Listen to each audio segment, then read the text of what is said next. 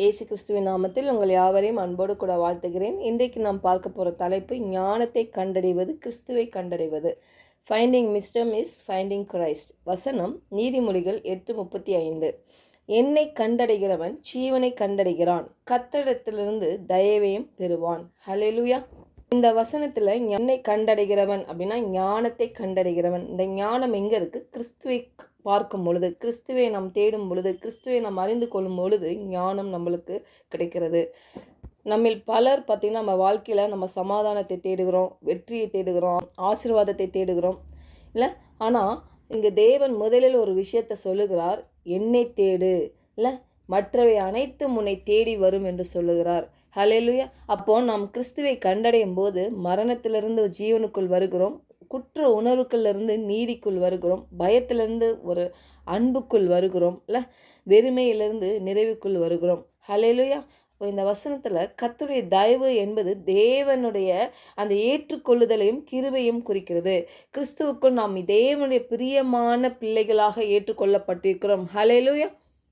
பாருங்க, ஒரு உதாரணமாக ஒரு மனுஷன் தங்க சுரங்கத்தை தேடி பல ஆண்டுகள் அலைகிறான். கடைசியில் அவன் அதை கண்டுபிடிக்கிறான். அவன் கண்டுபிடிக்கிறது தங்கம் மட்டுமில்லை, அவனுடைய முழு வாழ்க்கையும் மாற்றும் ஒரு செல்வத்தை அவன் கண்டுபிடிக்கிறான். அதே போல் தான் இன்றைக்கு நாம் இந்த ஞானத்தை தேடும் பொழுது, அப்போது தேவனை தேடும் பொழுது, அவருடைய வார்த்தையை நாம் படிக்கும் பொழுது, அவர் வார்த்தையில் நாம் நிலைத்திருக்கும் பொழுது, அதன்படி நடக்கும் பொழுது பாருங்கள், அவருடைய தயவை நாம் பெற்றுக்கொள்கிறோம், ஜீவனை கண்டடைகிறோம். ஹல்லேலூயா. பாருங்கள், 1 கொரிந்தியர் 1:30 டிபிடியில் படிக்கிறேன். தேவன் உங்களை கிறிஸ்து இயேசுவோடு ஒன்றாக்கி இருக்கிறார். கிறிஸ்து நமக்காக தேவனிடமிருந்து வந்த ஞானமாகி இருக்கிறார். அவர் நம்முடைய நீதியாகவும் பரிசுத்தமாக்குதலாகவும் மீட்பாகவும் ஆகியிருக்கிறார். ஹல்லேலூயா. அதாவது இயேசு கிறிஸ்துக்குள் நமக்கு கிடைத்திருக்கும் அந்த வாழ்வு அவராலே உண்டானது. பாருங்கள், அவரே தேவனிடமிருந்து நமக்கு ஞானமாக இருக்கிறார். பாருங்க, அதாவது முன்பு மறைக்கப்பட்டிருந்த இந்த தெய்வீக ரட்சிப்பு திட்டத்தை பற்றிய அந்த அறிவை நமக்கு வெளிப்படுத்துபவராகவும் இல்லையா, நீதியாகவும் அப்படின்னா நம்மை நேர்மையானவர்களாகவும் தேவனுக்கு முன்பாக சரியான நிலையில் இருப்பவர்களாகவும் மாற்றுபவராகவும், பரிசுத்தமாக்குதலாகவும் அப்படின்னா நம்மை தூய்மையாகவும் பரிசுத்தமாகவும் மாற்றுபவராகவும், மீட்பாகவும் அப்படின்னா பாவத்திற்கான நித்திய தண்டனையிலிருந்து நம்மை மீட்கும் நிலையை அளிப்பவராகவும் தேவனால் நியமிக்கப்பட்டிருக்கிறார். ஹல்லேலூயா.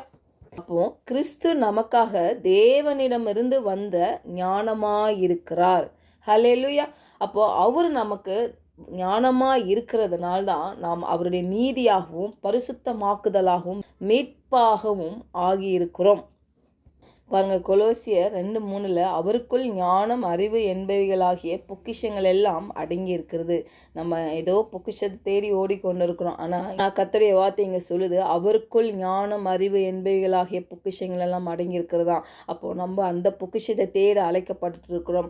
அதை நாம் தேடும் பொழுது ஜீவனை கண்டடைகிறோம். ஜீவனை கண்டடையும் பொழுது கர்த்தரிடத்திலிருந்து தயவையும் நாம் பெற்றுக்கொள்கிறோம். இந்த தயவு என்பது, தேவனுடைய தயவு என்பது பார்த்திங்கன்னா நாம் சம்பாதிக்க முடியாததை இயேசு கிறிஸ்து நமக்காக சம்பாதித்தது தான். பாருங்கள், அந்த தயவு நம்ம திறக்க முடியாத கதவுகள்லாம் இருக்கும் இல்லையா, அதெல்லாம் தேவனுடைய தயவு அந்த கதவுகளை திறக்கும் இல்லை. பாருங்கள், இந்த தயவு என்பது ஒரு உணர்வு அல்ல, அது கிறிஸ்துவுக்குள் உங்கள் மேல் இருக்கும் தேவனுடைய மனநிலை. ஆமேன். ஹல்லேலூயா. பாருங்கள், இயேசு கிறிஸ்து இந்த பூமியில் அவர் பிறந்த பொழுது லூக்கா 2:52 சொல்லுது, இயேசுவானவர் ஞானத்திலும் மலத்திலும் தேவ கிருபையிலும் மனுஷ தயவிலும் அதிகமாக விருத்தி அடைந்தார். அப்போ அந்த தயவு என்பது நம்ம தேவ திட்டத்தை நிறைவேற்றுவதற்கு ரொம்ப முக்கியமானது ஒன்று இல்லையா. அந்த தயவு இருக்கும் பொழுது தான் பாருங்கள், அவருடைய திட்டத்தை நாம் சுலபமாக சீக்கிரமாக செய்ய முடியும். அவருடைய தயவு நமக்கு பூரணமாக இருக்கிறது இல்லையா. ஆதியாகமம் 6:8 பார்க்குறோம்ல, நோவாவுக்கோ கர்த்தருடைய கண்களில் கிருபை கிடைத்தது. பாருங்கள், உலகம் முழுவதும் தீமையால் நிரம்பி இருந்த போதும் பாருங்கள், நோவா தேவனுடைய தயவை பெற்றான் இல்லை. அவன் மட்டும் இல்லை, அவனுடைய குடும்பமும் ரட்சிக்கப்பட்டது என்று பார்க்கிறோம். அப்போது தேவனுடைய தயவு ஒரு நம்ம மேலே வந்துச்சுன்னா நமக்கு ஒரு பாதுகாப்பு இல்லை. பாருங்கள், இந்த தயவை பெற்றுக்கொண்டால் நம்மளுடைய வாழ்க்கை எப்படி இருக்கும் தெரியுமா? ஆதியாகமம் 6:9 பாருங்களேன். நோவா தன் காலத்தில் இருந்தவர்களுக்குள்ளே நீதிமானும் உத்தமனுமாய் இருந்தான். நோவா தேவனோட சஞ்சரித்து கொண்டிருந்தான். ஹல்லேலூயா. அப்படிதான் இருக்கும் நம்ம வாழ்க்கை. அப்போது நம்ம தயவை நம்ம பெற்றுக்கொண்டா நம்ம வாழ்க்கை எப்படி இருக்குன்னா பாருங்கள், நம்ம காலத்தில் நம் நீதிமானும் உத்தமமாக இருப்போமா. இன்றைக்கி அநேகர் அதுதான் பாருங்கள், கிறிஸ்துவ நீதி நான் தரித்திருக்கிறேன், அவருக்குலாம் நீதிமானாக இருக்கிறேன், அவருடைய கிருபையை நான் பெற்றிருக்கிறேன், அவருடைய நீதியை நான் தரித்திருக்கிறேன், இல்லை எல்லாம் உண்மைதான். ஆனால் அதை தரித்திருந்து நம்ம எப்படி இருக்கிறோம்? நீதிமானாகவும் இல்லை நோவா போல் ஒரு உத்தமமாக நம்ம இருக்கிறோமா? அதுதான் ரொம்ப முக்கியம். அந்த உத்தம இருதயை தான் கத்தரை ரொம்ப கவர பண்ணும் பாருங்க. நம்ம அவரை பிரியப்படுத்தணும்னு நினைச்சா இந்த உத்தமத்தில் நடந்தாலே போதும், அவர் நம்மேல் பிரியமா இருப்பார். அவருடைய தயவை நாம் சுலபமா பெற்றுக்கொள்ள முடியும். ஹல்லேலூயா. உத்தமம் எப்போ வரும் தெரியுமா? நம்ம விட்டு கொடுக்கும் பொழுது. இல்லை நம்ம அநேக வேளையில் ஆவியானுடைய சத்தத்தை கேட்கும் பொழுது நம்மளை அவர் உருவாக்குவார். இல்லை எந்தெந்த காரியங்கள் விட வேணுமோ, எதை நம்ம செய்ய வேணுமோ, எதை நம்ம செய்தோமோ அதை கண்டித்து உணர்த்தி அதுலேருந்து நம்மளை திருத்தி கொண்டு வருவார் பாருங்கள். அதுதான் அந்த உத்தமம். இல்லை எது செய்தாலும் நம்ம கரெக்டுன்ற ஒரு மேட்டிமையோடு நம்ம இருக்கும் பொழுது தேவனுடைய வார்த்தை கிரியை செய்யாது நம்ம மேலே. அப்போ தேவனுடைய வார்த்தையில் நம்ம நடக்க வேண்டும் என்றால் நம்மளை தாழ்த்த வேண்டும், நம்மளை ஒப்பு கொடுக்க வேண்டும், பரிசுத்த ஆவியான ஒரு ஆளுகைக்குள்ளாக நம்மளை விட்டு கொடுக்க வேண்டும். அப்பொழுதுதான் பாருங்கள் இந்த தயவை நம்ம பெற்றுக்கொள்ள முடியும். அப்போ பாருங்கள், நம்ம ஒரு தீர்மானம் எடுக்கணும். ஆண்டவரே, நான் உண்மை தேடுகிறேன் ஆண்டவரே, உண்மை நான் கண்டடைய நான் விட்டு கொடுக்குறேன்ப்பா. ஏன்னா ஜீவன் மூக்கிட்ட தான் இருக்குது ஆண்டவரே. இன்றைக்கி எதேதோ தேடி நாங்கள் ஓடுறோம் நாடுகிறோம் ஆண்டவரே. ஆனால் அப்பா, ஜீவன் எங்கே இருக்குன்னா உண்மை தேடுதலில் தான் இருக்குது என்று நாங்கள் அறிந்து கொண்டோம். ஜெபிக்கலாம். பரலோக தகப்பனே, இந்த காலை வேளையில் எங்களோடு நீர் இடைப்பட்டதுக்காக உமக்கு நன்றி செலுத்துகிறோம். அப்போ தேவன் எங்களை கிறிஸ்து இயேசுவோடு ஒன்றாக்கி இருக்கிறீங்க ஆண்டவரே, நன்றி செலுத்துகிறோம் ஆண்டவரே. அப்போ கிறிஸ்து எங்களுக்காக தேவனிடமிருந்து ஆண்டவரே வந்த ஞானமாக இருக்கிறார் என்று நாங்கள் பார்த்தோம். அப்படியாக அந்த ஞானம் எங்களுக்கு விளங்கட்டும் ஆண்டவரே.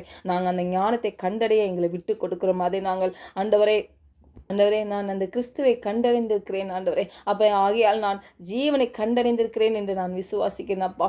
தேவனுடைய தயவும் கிருபையும் என் வாழ்க்கையில் செயல்படுகின்ற இயேசு நாமத்தினால் பிரகடனம் பண்ணுகிறேன். ஆமென்.